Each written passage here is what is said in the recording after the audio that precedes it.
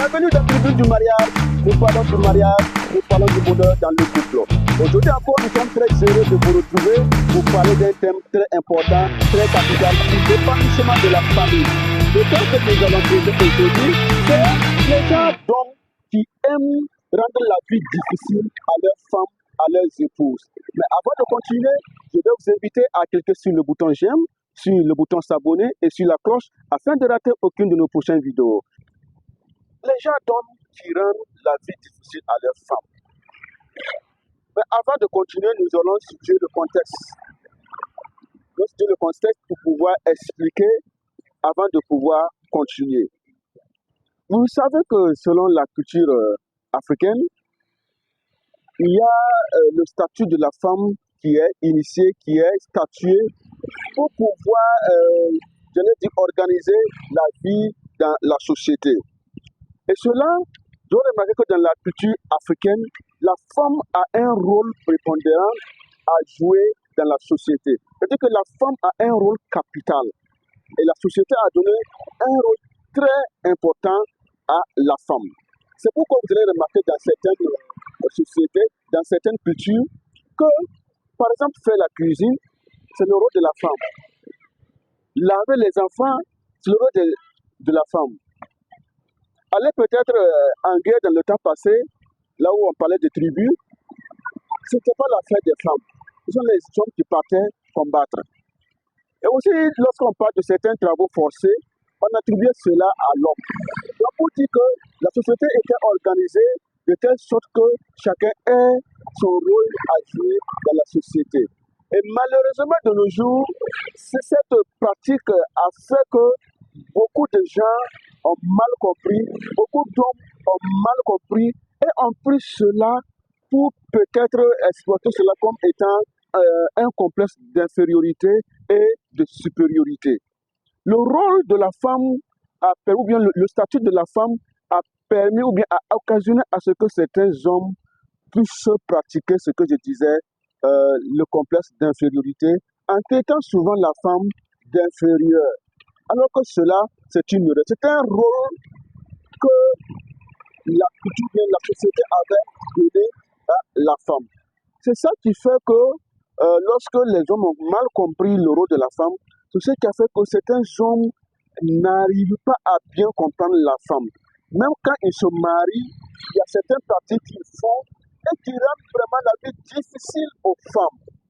Qui rendent la vie difficile aux femmes, qui les font tomber malades. Donc, ceci va nous amener à voir notre premier point qui va nous permettre de comprendre cela. Le premier point, c'est que les hommes qui maltraitent leurs femmes n'ont pas appris à respecter la femme. Pourquoi ils n'ont pas appris à respecter la femme? Donc, par exemple, les hommes qui n'ont pas à respecter la femme, ils minimisent la femme, ils minimisent les idées de la femme, ils minimisent tout ce que la femme fait. Et si quelqu'un minimise, ou bien si quelqu'un minimise ce que tu fais, la personne va finir à mépriser ce que tu fais, à te mépriser. C'est pourquoi certains hommes vont jusqu'à mépriser leur propre femme. Parce que, quelque chose que j'ai oublié de dire, avec la culture, avec le rôle que la société a donné à chaque genre, nous allons parler aussi du mariage forcé. Dans le temps, le mariage forcé n'était pas considéré comme un problème. Ça veut dire que le monsieur ne choisissait pas sa femme, la femme aussi ne choisissait pas son mari.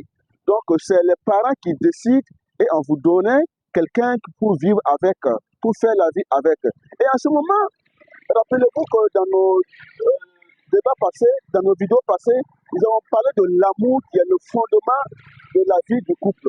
Donc, en ce moment, on ne parle plus d'amour. Dans le mariage forcé, on ne parle pas d'amour. Ça veut dire que vous êtes contraints, vous êtes obligés de vivre ensemble. Et en ce moment, voilà, ça a amené beaucoup d'hommes à ne pas comprendre vraiment ce que je disais, à respecter la femme. Ils pensent que la femme est là pour seulement faire des enfants, la femme est là pour faire de la nourriture, la femme est là pour faire les besoins de la famille. Alors que le foyer, c'est une vie de deux personnes qui doivent s'entendre, qui doivent se comprendre pour mener leur vie. C'est pourquoi les hommes qui n'arrivent pas ou bien qui ne comprennent pas comment respecter la femme ont beaucoup de difficultés. Et ça fait qu'ils ne respectent même pas le métier de la femme. Ils ne respectent même pas le métier que la femme fait, que la femme peut faire. C'est pourquoi on voit des hommes qui refusent les femmes d'aller travailler. Je ne dis pas que c'est mauvais. Si vous avez les moyens, je ne dis pas que c'est mauvais. Mais moi, je vais vous dire, même si vous avez les moyens, vous avez des grands moyens, permettez votre femme à faire quelque chose. Permettez-la à faire quelque chose. Parce que c'est là qu'il va de son épanouissement. C'est là qu'il va de son bonheur. Si elle est tout le temps assise à la maison et ne rien faire, même dans le côté de la santé, ça ne l'avantage pas. Pour être en bonne santé, il faut aussi, au moins, pour s'épanouir, il faut faire quelque chose qui te plaît, voilà. Donc, voici le premier point que nous avons vu, les gens qui ne savent pas respecter la femme. Le deuxième point, c'est les hommes qui maltraitent les femmes. Vous savez, comme on a un peu vu le contexte dans lequel nous nous situons, j'ai parlé de la culture africaine, j'ai parlé de la société africaine. Et vous savez que dans la société africaine, la beauté physique n'est pas mise en exergue. La beauté physique n'est pas mise au premier plan. C'est la beauté intérieure qui est mise au premier plan. C'est pourquoi vous allez voir dans la société africaine, dans nos pays africains, dans nos villes africaines, vous allez voir que pour choisir une femme, selon les parents, c'est choisir une femme qui a un bon cœur, choisir une femme qui peut réconcilier une famille, choisir une femme qui peut réunir une famille. Et c'est ça qui était la priorité. La beauté physique n'est pas au premier plan de la culture africaine, comme je le dis. Et aussi, ce qui est mis aussi en exergue, c'est la natalité. Vous voyez, selon les familles africaines, le foyer est fondé pour faire des enfants. Le foyer est fondé pour pérenniser la famille. Ça veut dire faire des enfants pour pérenniser la famille, pour que la famille puisse continuer. C'est pourquoi cela aussi est très important pour la société africaine. Mais de nos jours, il ne faut pas qu'on se voile la face, parce que la beauté physique, j'allais dire aujourd'hui, occupe une place importante. Parce que nous ne sommes plus au temps du mariage forcé. Nous ne sommes plus au temps où il fallait qu'on choisisse la femme pour le mari pour soi. Mais nous sommes à un moment où chacun est libre, où chacun a le droit de choisir sa femme, de choisir son mari. C'est pourquoi la beauté physique aussi occupe une place importante dans le choix du conjoint ou de la conjointe. Lorsque tu maries une femme dont tu n'aimes pas en réalité, dont son physique ne te plaît pas, peut-être que voilà, certaines personnes ont dit, voilà, c'est une fille bonne, elle est gentille, elle respecte tout le monde. Oui, ça peut être vrai et ça peut être normal. Mais en réalité, est-ce que tu aimes la personne? Parce que ici, la base, le fondement du foyer, c'est l'amour. Est-ce qu'en regardant la personne, est-ce que tu aimes la personne d'abord? Si toi, tu es un homme, et que toi, ta préférence, c'est une femme qui parle beaucoup, ou bien toi, ta préférence, c'est une femme qui est très belle, et tu pars te marier à une femme qui n'est pas aussi belle que ça.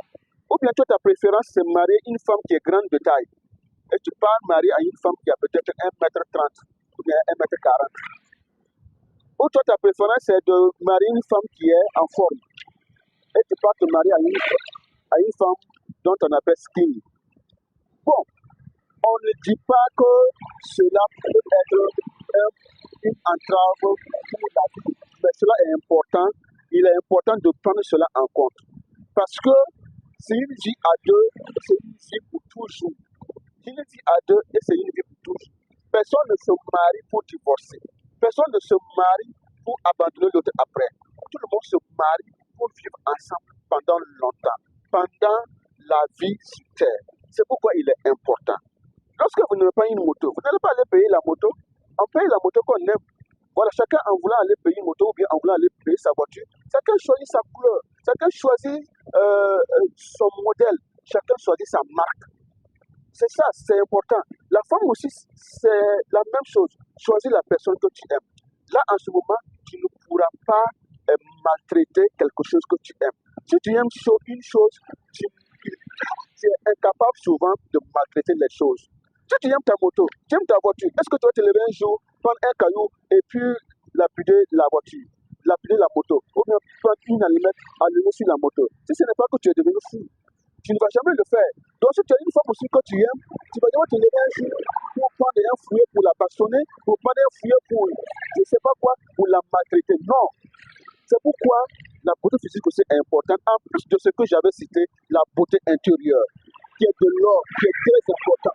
Voilà, parce que c'est ça qui va permettre, c'est ça qui est comme le carburant. Voilà, c'est comme tu vois la moto, oui, elle est belle, tu vois la voiture, elle est belle, tu peux l'acheter.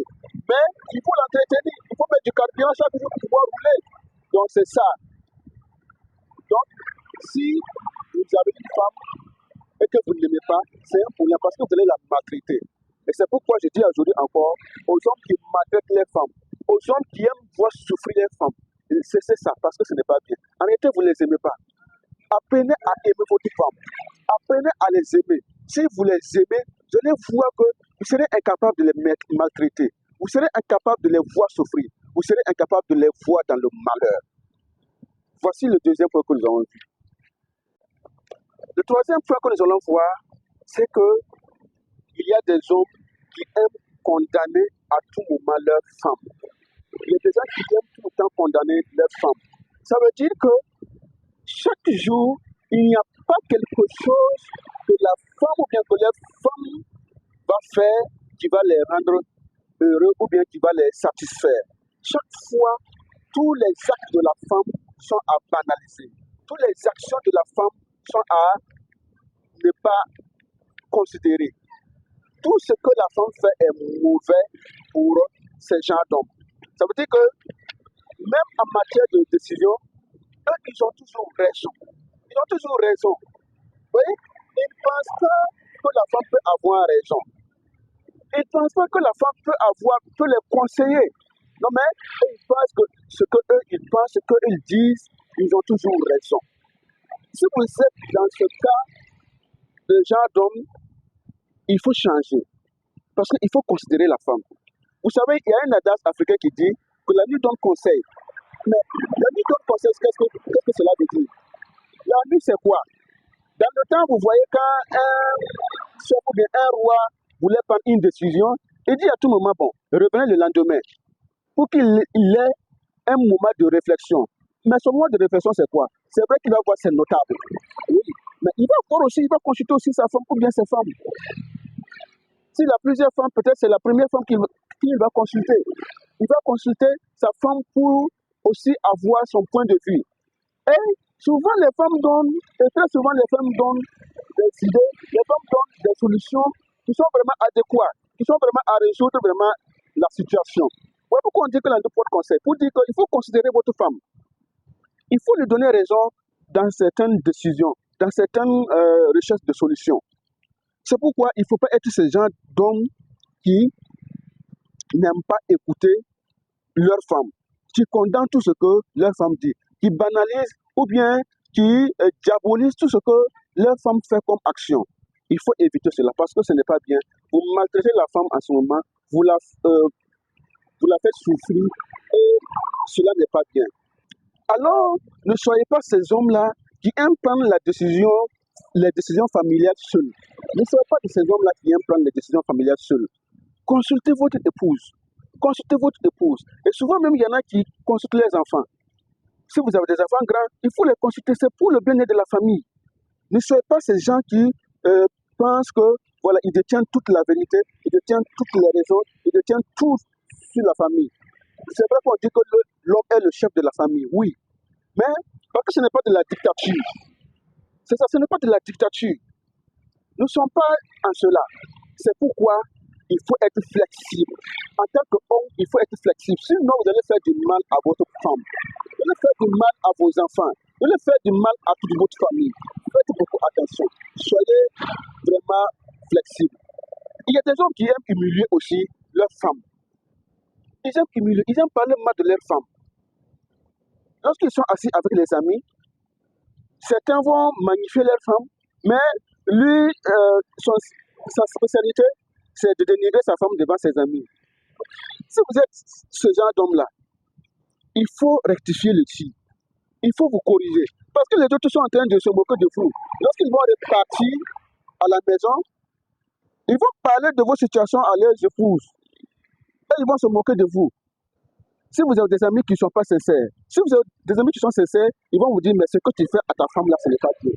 Voilà pourquoi je dis, j'ouvre une parenthèse pour parler aussi à certains hommes qui ont des amis qui savent qu'ils maltraitent leurs femmes à la maison, mais qui ne leur disent pas la vérité. Dites-leur la vérité. Dites-leur la vérité. Dites-leur de cesser. Dites-leur d'arrêter de maltraiter les femmes, de considérer les femmes comme vous aussi vous considérez. Parce que si vous savez que considérer la femme, si vous savez que magnifier la femme est bien pour vous, ça y va de la stabilité de votre foyer, de votre famille. Conseillez-le aussi, il va changer. Conseillez-le aussi, il va prendre une autre direction, votre direction. Vous allez voir que vous allez tous gagner. Et le quatrième point pour terminer, nous allons voir les genres d'hommes qui font souffrir leurs femmes, qui rendent la vie difficile à leurs femmes, qui font tomber malades leurs femmes. Ce sont les gens d'hommes qui sont infidèles. Ce sont les hommes infidèles. Ce sont les hommes ivrognes. Ce sont les hommes aussi irresponsables. Aussi les trois points. Infidélité, ivrognerie, irresponsabilité. Si vous êtes un homme infidèle, la femme déteste l'infidélité. Ce n'est même pas la femme. La société déteste même l'infidélité. C'est pourquoi il faut travailler à être fidèle à votre femme. Parce que c'est vrai que ce n'est pas facile, mais travaillez à être fidèle. Parce que si vous êtes infidèle, vous risquez de perdre votre femme. Parce qu'il y a certaines femmes qui vivent le calvaire à cause de cela. Surtout si vous êtes un homme et que vous êtes infidèle, et que vous ne tâchez même plus à votre femme. C'est-à-dire que si vous ne l'aimez pas, parce qu'il y a certains hommes comme ça, s'ils n'aiment pas leur femme, tout ce qu'ils font, ils ne cachent même plus leur infidélité. Ils cachent même plus leur infidélité. Ils font de façon peut-être non voilée pour que la femme puisse souffrir davantage, pour faire mal encore à la femme. C'est méchant. C'est pas bien. Il faut changer. Il faut changer. Il y a ces gens d'hommes aussi qui sont tout le temps ivres. Et ils sont tout le temps saoulés. Ils sont tout le temps saoulés. Nous avons vu beaucoup de femmes comme ça. Beaucoup de femmes qui souffrent à cause de cela. Lorsque le mari prend son salaire, c'est l'alcool qui va finir ça. Et tant qu'il arrive à la maison, la moitié est déjà terminée. Il faut changer. L'alcool, lorsque il vous prend, vous aurez récolté de graves conséquences. Votre famille devient instable parce que vous n'allez plus arriver à gérer toutes les situations, à gérer tous les problèmes financiers à la maison. C'est pourquoi il est très important, si vous êtes dans cette situation, en tant qu'homme, il faut changer. Parce que vous allez créer beaucoup de problèmes à votre femme. Parce qu'il y a des femmes qui souffrent, il y a des femmes qui ne dorment pas, il y a des femmes qui tombent malades à cause de cela. Chaque soir, quand le mari vient, il est ivre. Chaque soir, quand il vient, il est saoulé. Et il vient, il parle au hasard, il insulte tout le monde. Et son argent, il gaspille au hasard. Il gaspille au hasard. Tout ce qu'il gagne, 90% reste dans l'alcool. Souvent même, il ne veut pas dépenser, mais il va dépenser. Quand tu es saoulé et que tu as l'argent, tu ne te contrôles plus. Tu ne fais que gaspiller. Tu ne fais que faire ce que maintenant, du n'importe quoi. Tu ne fais que faire du n'importe quoi. Voilà pourquoi, si vous êtes ce genre d'homme, il faut changer. Si vous avez des problèmes pour changer, demandez des conseils. Demandez des conseils. Contactez-nous, nous allons vous trouver des solutions. Nous allons vous trouver des solutions. Il y a l'irresponsabilité aussi des hommes. Il y a des hommes qui sont vraiment irresponsables. Récemment, je disais que l'homme est le chef de la famille. Ça, c'est moi ma conviction. Et je sais pourquoi cela. Parce que ça vient de Dieu. L'homme est le chef de la famille. Mais être chef, c'est quoi? Je dirais ce n'est pas être dictateur. Mais être chef, c'est être responsable. Assumer ses responsabilités. Lorsque vous avez votre famille, assumez toutes les responsabilités.